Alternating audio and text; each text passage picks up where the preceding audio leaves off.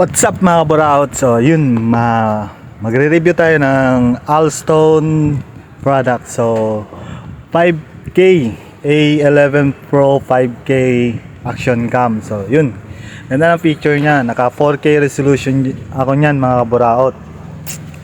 Pero syempre yung SD card ko hindi original. Tapos ngayon nag-sale si Alston with free SD card. Buburaotin kita Alston, sana naman. So ito, review natin to. So goods naman siya, as katulad ko beginner no mga kaburaot. Kita nyo 4K resolution yan.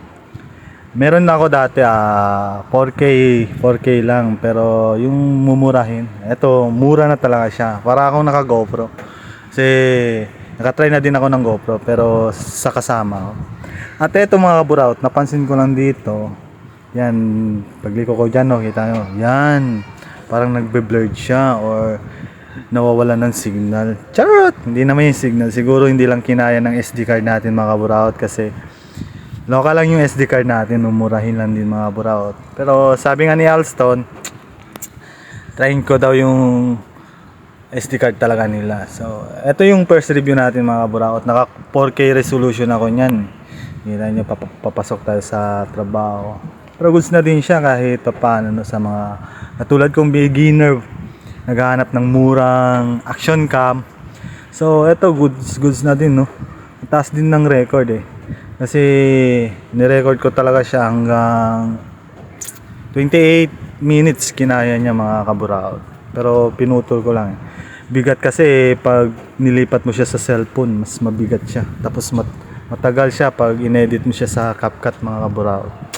So yun, eto nga, madaming mga, hindi na lang ako magsasalita, one way na nga, pinasok pa. So mga buraot talaga to. Yun, medyo nagalit yung nasa unahan. Yan lang nga kasi dapat chillax lang tayo mga buraot. Siyempre nakangiti si tatay. Sabay senya sila dun.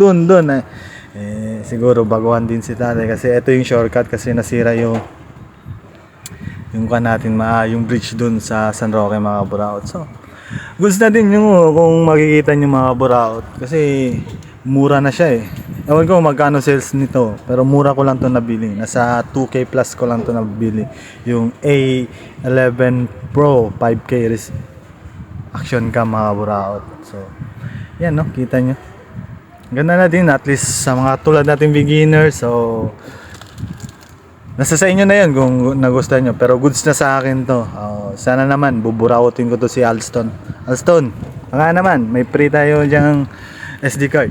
Sana mag-order pa tayo kasi syempre yung battery, hindi natin alam kung kailan mag-a-atlas yung battery. Syempre mumurahin natin. Expect tayo dito mga buraot. As para sa akin goods na siya mga buraot. So yun, mamaya magre-review tayo sa 1080-60 MPS naman mga buraot. So yun lang mga buraot, sana nagustuhan nyo yung video natin.